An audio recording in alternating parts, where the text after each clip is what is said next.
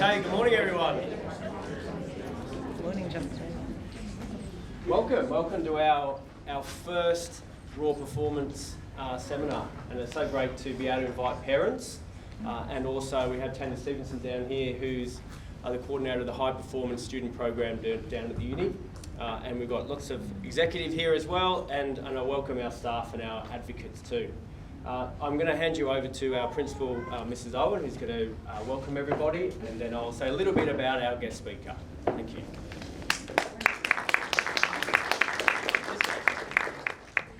Good morning, everybody. I just wanted to acknowledge a few people before we started, and first and foremost, thank you so much for coming, and a very warm welcome particularly to our athletes.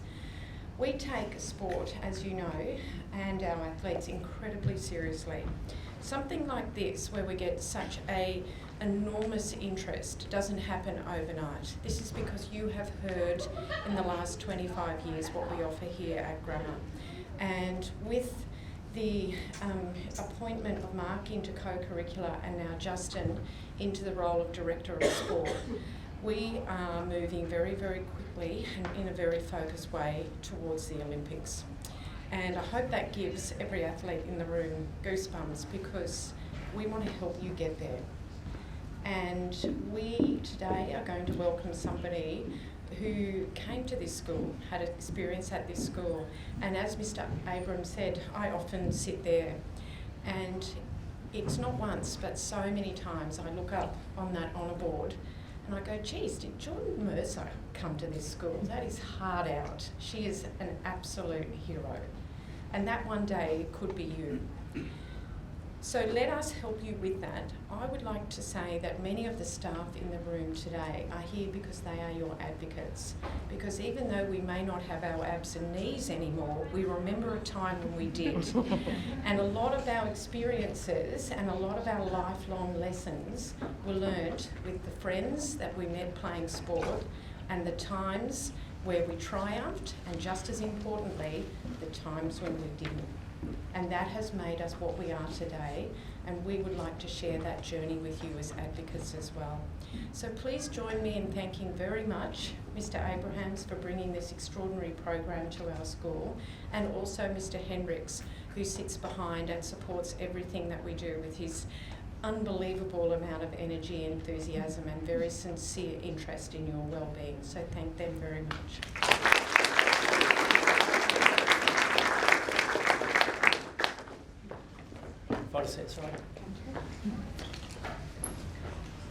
So it's a really exciting day, and I hope you're excited. I hope you got a look around. Most of you got your notebooks like I asked you to do, right? But one of the reasons we're here is because we value our sport, as Mrs. Owen has mentioned, and we recognise the sacrifice, and some would say choices, that you make to perform the level you do, from your training to your competition to your travel.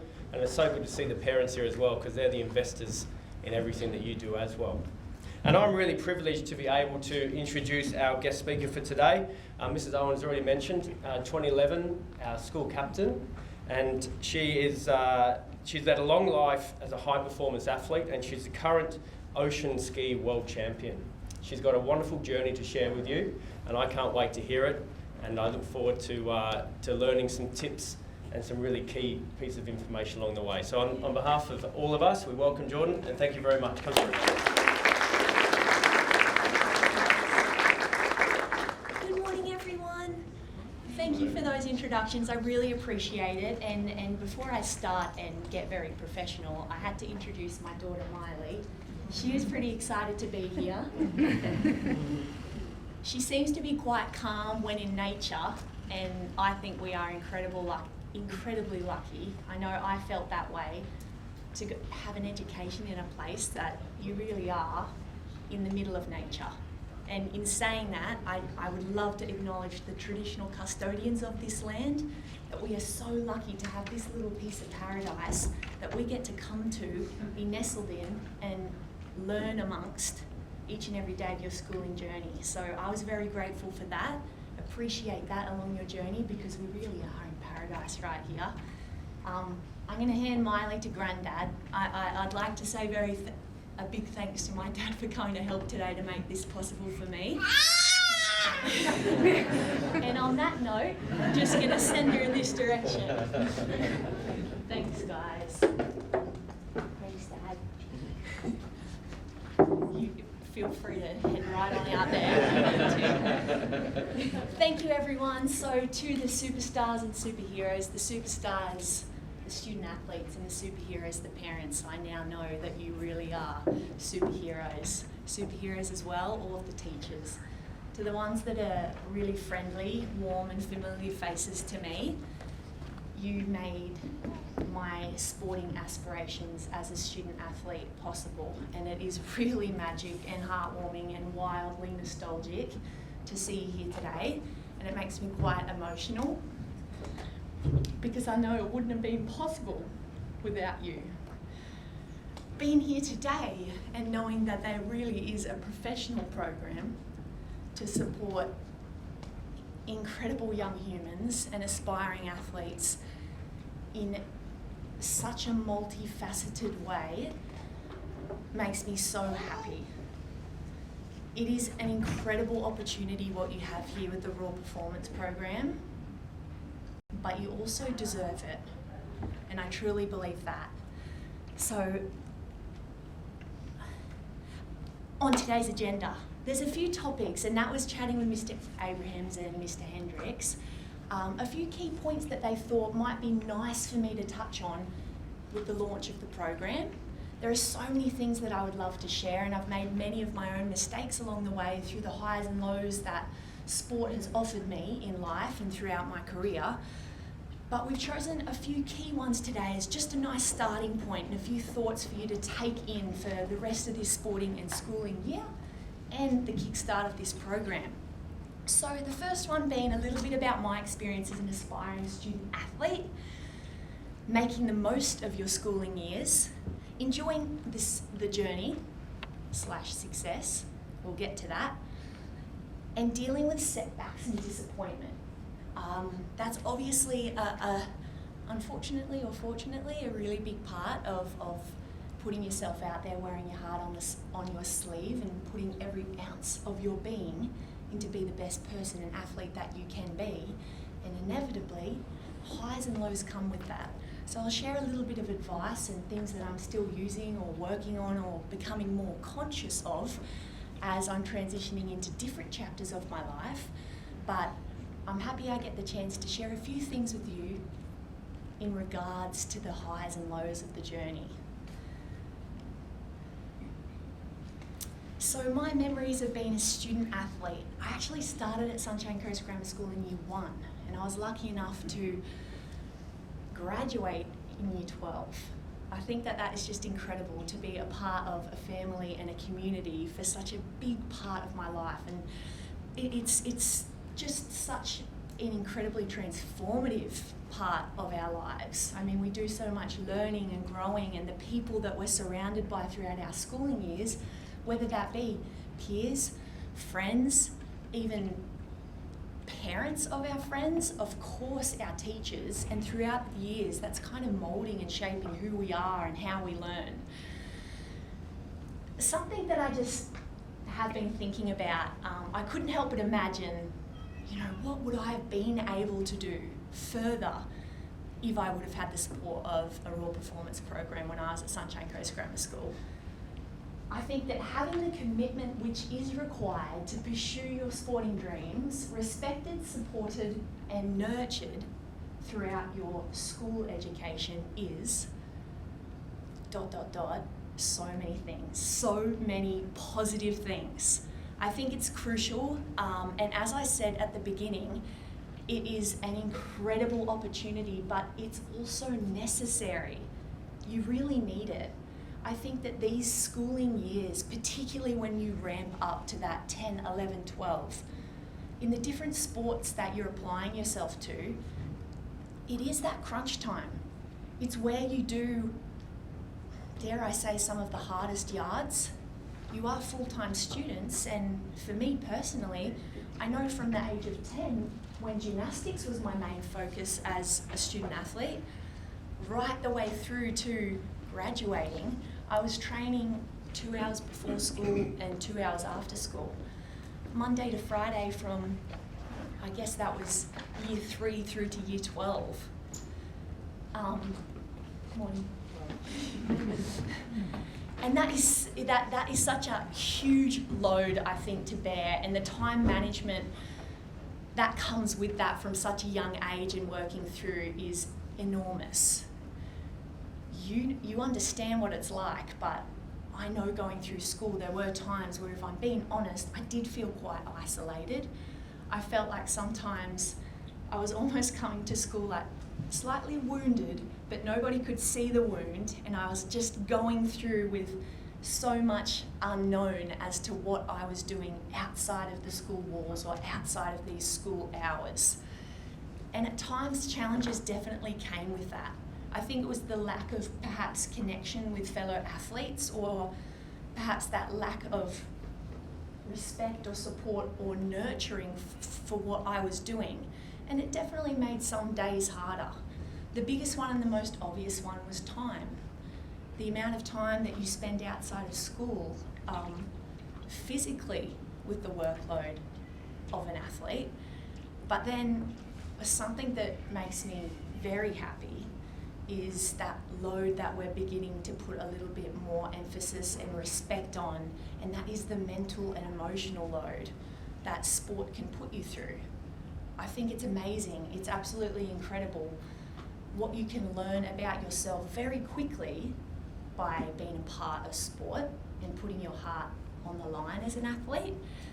But in saying that, the pressures that come with that are so extreme, and those highs are grand, amazing and triumphant, but the lows I feel like compounded equally as extremely.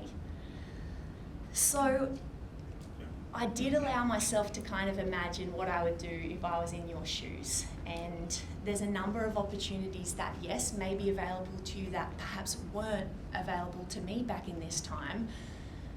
So I'm just going to share a few key points that I think I would have really benefited from being able to make the most of that. And the first one is the fact that you get to share the journey as part of a community. I encourage you to make the most of this. The next thing is connect, communicate, and collaborate. There's opportunities now that you're going to have, and whether that is the start of the day in those shared form classes, where you're with fellow athletes from different sports, different ages, and different stages along their sporting journey, I encourage you to connect, to communicate and collaborate. It's a really powerful opportunity for you guys to come together, to share the load of what you're going through, and perhaps just not the obvious physical load, the mental load, the different things that you might be struggling with this week may well be something that next week one of your fellow athletes potentially could be hitting that bump in the road. And if you've shared a little bit of what you're going through this week, next week they're going to be a better athlete and person for it. So you really do have a responsibility, as much as you do have so many opportunities, to make a difference as a part of this program. Comparison. I said here, well, I'm not late for school. When no one's late, we're all here on time. That doesn't happen every day, does it? So I said I've got a number of C's there. Connect, communicate, and collaborate, rather than compare. I think comparison is a big one. It's a grand challenge, and as humans, it comes very naturally for us to compare ourselves against others. Sometimes in sport it's forced upon us because you're compared to your competitor, you're being judged against somebody else, you're up against that team, and there's constant comparison against you and someone else, your team and another team. And I think at times it can be very crippling, and it can lead to a feeling of not enoughness, which is not a great confidence boost. And I am struggling to find any grand positives that can come from that compounding feeling of not enoughness. I like to try and find the positives in anything I possibly can. And maybe one of the positives I can find if we're slipping into that track of comparison or comparing to others is, do we ever give ourselves the chance to compare down? I think quite naturally we're comparing up. oh gosh, that student next to me, they've achieved that dream, they've got that national title, they've got that world title, I really want that, I'm not there yet, gosh, it looks like their path was so smooth, I've hit all these bumps in the road, I've had this injury. It's a lot of pressure, it's a lot of stress. You're a very different person to that person you're comparing with. And it's hard to believe at times, but I promise you, that image that you see of someone else, you're looking at them in a better light than perhaps they're looking at themselves. There's going to be a lot of underlying challenges in anyone else that you're comparing yourself to. So give yourself grace and remember that you are uniquely you and you're on your own path for a reason. So if we're comparing, why don't we give ourselves the chance to compare ourselves to Jordan last year? You as the athlete you are now, why don't we maybe give ourselves the chance to compare to who you were as a person, as an athlete, as a student a year ago? That's starting to generate and develop a little bit of better feelings in our body. All of a sudden there's a little bit of self-pride. There's a little bit of an acknowledgement of, I guess, the progress that you have made. Something so extreme I find with sport is that definitely I found even in the earliest years, in year 11 at school, I made the Nutri-Grain Ironwoman series, which is the professional surf Ironwoman series. And in that year, I started to get a lot of media attention. And with that came a lot of pressure of expectation. There was a lot of outside eyes, voices and opinions that I became highly conscious of. And it did began to definitely put a lot of excess pressure on myself. I think that one of the biggest ones there was I was no longer making mistakes on my own and learning at my own pace. I was kind of overwhelmed by this pressure of expectation, which was coming from a lot of people that weren't really quite on that journey with me. They didn't know what was going on with me and school, life, friendship, social side, family, along that journey. So if I could maybe have used that opportunity to compare, it would have been even worse. Something that I think is a great power in the Raw Performance program is the fact that it's going to give you a chance to develop a go-to support network, which is something I really do think I would have benefited from having. Also, personal practices which make up your personal wellbeing toolkit. Wellbeing toolkit is a term that I have come up with some of the mentor programs that I do with different schools, different student athletes or sporting teams that I work with, and it's something that I think you can start developing now, and it can develop and grow as you do throughout your sporting career, but throughout the rest of your life, more importantly. There's going to be people and staff members that at your reach are going to be there for you to start being a part of your support network. There's going to be different personal practices that you might bring into your life, whether that be meditation, whether that be a recovery day, whether that be catching up with friends and having that social outlet, whether that be confiding in someone that you have faith in, that you trust in.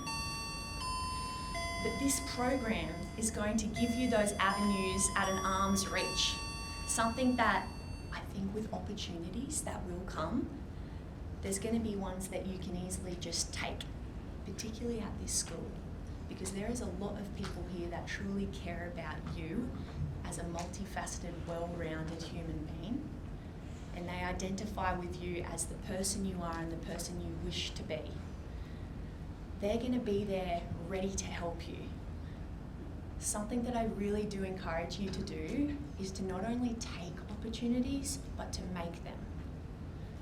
It might be easier to do that when you are moving up to one of our first points, when you are connecting and collaborating with one another.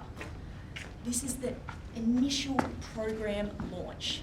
If you think about for years to come, the impact and the difference that this is going to make for the peers that you see around the primary school, even for the younger ones within this program, you do have the opportunity as well to be honest, to be vulnerable, to share your needs, and to make this program even better. I highly encourage you to do that, because no one knows what you need better than you. But to really make those major changes and to give this program a true point of difference for the benefit of you and those that will come after you, it's a matter as well as being creative and making as many opportunities as you take. The final one here is becoming a well-rounded and multifaceted human being. As I said earlier, there was a lot of pressures on me and outside pressures that I didn't quite have the personal skills to manage very well at the time. And because a lot of that media, even say, definitely looked at me as Jordan the athlete, Jordan the Ironwoman, and that continued. It was Jordan the world champion. So for 10 years after graduating from school, I was defending and chasing world titles. And it wasn't until about 6 or 7 years ago that I had a few rather bad injuries back to back. And these injuries definitely started forcing me to think about what happens next. All of a sudden I was suffering quite a bit because all I'd ever known and all I've ever identified myself as was Jordan Mercer, this athlete. Something we're going to talk a little bit about very soon is your self-worth and how you see yourself. I really struggled because a lot of the time, anyone that I was communicating with and in my, I guess, inner circle, but then also the wider public, saw me as Jordan Mercer, the world champion, the athlete. All of a sudden, when injuries took that away from me in a heartbeat, I really struggled, and it took me quite a while to respect and nurture the fact that I'm a lot more than just an athlete, and my self-worth is not defined by having that victory or not. And I think that is a really beautiful part of this program and the opportunities and the supports that you'll have throughout it, because they value you being the best version of you that you can be, and that you are not defined by your athletic pursuits. In life, you'll go through many changes and chapters, and throughout that progress, you need to be okay with who you are, taking away all of your incredible achievements. That's really important. So the first one is enjoying success. And I think success itself is being able to enjoy the journey. There is a greater chance of hitting a target that you can see. So, very importantly, set goals and dream big. Your commitment and hard work will be worth it, and you will be rewarded for your resilience someday along the way. But in the meantime, you have to embrace the process. Use your goals to give you purpose, give you direction, and give you that motivation that you need. But don't wait to celebrate yourself or honour your worth for the final destination. I encourage you to enjoy the journey and celebrate not just your success, but your commitment. Celebrate the process, celebrate your commitment to those goals and those targets that you have clearly there in your diary. I heard Mr. Abrahams talking about. I'm a big fan of that. I love the sound of that. We can do some great things with that. In your journal, on that poster in your wall, on the inside of your school diary, on the cover of your phone, wherever it is, have those goals super clear. Set them for yourself. Know where that target is so that you can embrace the journey. Whenever you're feeling a little bit lost, you're lacking that luster or you're lacking that motivation, getting up in the morning, it's quite hard to train for. Is it worth it? I really haven't had these big rewards. I haven't achieved that final goal yet. Is it worth it? Giving yourself that final target, I really do believe, allows you to have a little bit of guidance through that journey. It has that final destination target for you. But what I came to realise throughout my career is that sometimes that end result, or like I say here, that final destination, which there is no finite, getting that world title, achieving that national team. Don't wait to enjoy yourself, enjoy the journey, or celebrate the commitment and your courage to try your best until you get there. You've got to be doing things and putting things within your training sessions, within your days, within your lunch boxes at school that allow you to enjoy the process. Because wildly, what I found is that sometimes that final destination and that world title doesn't feel as good in that moment that perhaps you led yourself to believe throughout those many years of progress, challenges, resilience that you put forth. Sometimes when I reflect and look back, there were moments throughout my weeks. There was a competition where I learned a lot because I made a lot of mistakes, and they sometimes make me feel better than that glorious day where I have the medal or the trophy. That's my biggest takeaway and probably the most shocking realization for me over the years.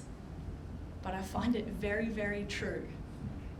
So make sure that what you're doing becomes an enjoyable process, one that you are extremely passionate about, because with passion, you really can make magic happen. With passion and commitment for what you're doing, the hard yards are a whole lot easier, and with enjoyment, you really do shine. Something we will talk about when dealing with those highs and lows that come our way in life, and particularly in sport. The outcomes of your endeavours and pursuits do not define you. I spoke about that at the beginning. You are not defined by those end results. You are not defined by whether you get that gold medal, fall off the edge of that podium. You are not defined by whether your team goes through and wins that grand final. That final result, destination, or achievement, whatever it may look like or eventuate to be, that is not what defines you. You are not defined by that. There are so many other things that perhaps at the end of the day go towards defining who you are. And perhaps that is the endeavours and pursuits that you choose. Do you have enjoyment with what you are doing? You know, does it really make you feel like you shine in a way with what you're choosing to commit to, with what you're choosing to put your gifts and your talents towards in life? Perhaps that's what goes towards defining who you are, how you feel, and how you look at yourself. So motivation and validation. I don't know if you've heard of the terms intrinsic or extrinsic, but motivation and validation as two separate things, I think can either be intrinsic or extrinsic. So if I'm talking about motivation and I'm talking about intrinsic motivation, that's something that comes from within you. It's that, I guess, feeling that a lot of the time coaches can't quite teach. And I've been doing a fair bit of coaching, something that I absolutely love doing. Through the past 5 years, that's really ramped up, and I see it in a lot of young children. I can look at them and say, oh, they've definitely relying on extrinsic motivation. Whether that is for them, their parents highly encouraging them, being very supportive, and they're kind of there at those training sessions because their parents have carried them out of the car, put them there, and now they're there. And then you see the children that perhaps are not even leading the way, but there's children out there within sports that are willing to do whatever it takes to get better, to learn. They're enjoying it. They're happy about where they are, and who they're sharing it with. Validation is much the same. Validation, am I relying on some of my teachers telling me that, oh my goodness, Jordan, you are amazing, you are the world champion, you are the best in the world? Is that what is motivating me to kind of get to those 3-4 sessions a day, every day of the week, bar Sundays? Am I relying on other people telling me that I'm doing a great job, that I am enough? Am I relying on, motivation-wise, that world title to my name to validate my enoughness? I think it's okay to have both. You know, that motivation sometimes, I have to admit, of course, the motivation for me to get up and go to training every morning was to imagine myself standing on that podium. To know that I worked harder, I'm fitter, faster, stronger, smarter, and everybody knows that. I have to admit, sometimes that was my extrinsic motivation, but it's short-lived. It's not durable, and it won't see you through all of those highs and lows. Yes, Those year nines have got to go for their bus. You can leave now. Yeah. Sorry.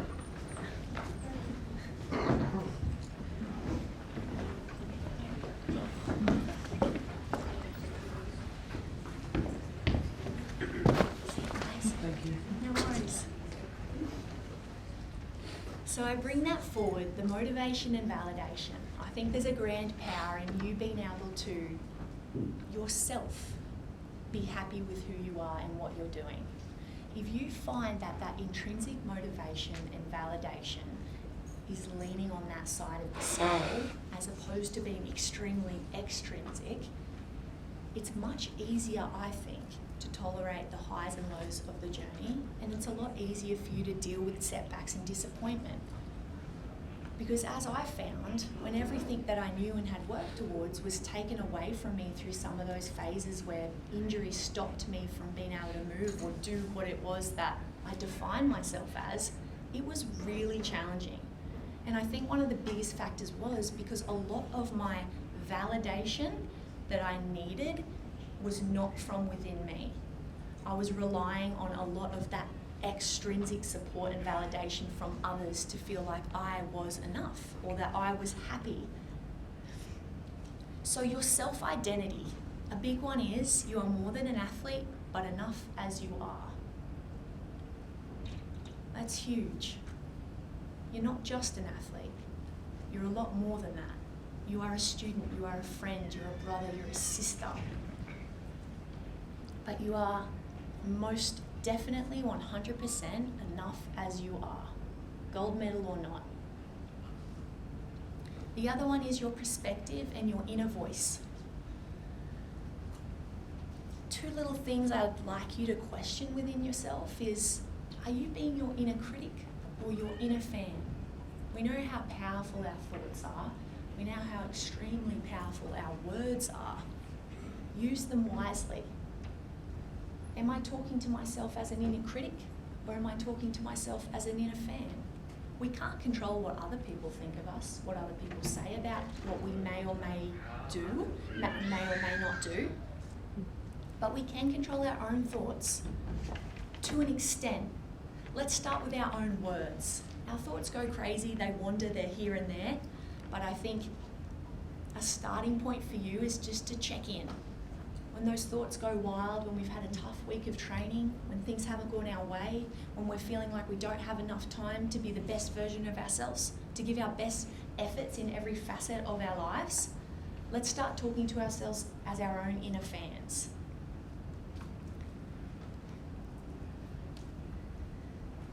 The strength of having a purpose. Do some of those words seem familiar at all? Yeah, a few nods. Teachers laugh, but I'm looking at the students. Where have we seen that before? Teachers, can we help them? It's on your blazer. Yes, Miss LeBlanc. It's on our blazers. It's the quote or the mantra on our Sunshine Coast Grammar School crest. Strength of purpose. I have to admit, it meant more to me in the latter years of school, but it meant even more after my years of graduating. Strength of purpose. What does that mean? What did that mean to me then? It means a whole lot more now. I think there is a great strength to having a purpose as a human being, and sport as young people gives us that feeling. It gives us great strength because we have a purpose. We have goals, we have directions, we have ambitions. We have a willingness to kind of put ourselves on the line, not fear failure, and put ourselves out there for a chance of it maybe going well. But you do either win some or you learn some. And when I talk about perspectives, your inner voice, if you can shift your perspective to thinking that there's no such thing as a loss if I'm learning, you are going to be so much better off. I like to say to the young nippers that I'm coaching as well, you win some or you learn some. And I often say you win some, and they finish it off for me by saying, and you lose some. Yeah, I know. I said, no, that's not where we're at. You are progressing if you make mistakes and learn from them. If you don't make the same mistake twice, you are progressing. mistakes can be incredible stepping stones for progress and success. When you change the way you look at things, the things you look at change. That has a lot to do with that inner voice and that perspective, the way you choose to see those challenges, those setbacks, those people that you meet as an opportunity to learn. I'll repeat it here. The outcomes of your endeavours and pursuits do not define you. I did that on purpose. It wasn't even a mistake, but if it was, that would have been okay. I forget every couple of days that little mantra or quote, so I popped it in there just in case you forgot it from a previous slide. There is a lot more to you, and what defines you are those bigger choices and decisions you make as to having the most enjoyable life that you possibly can be.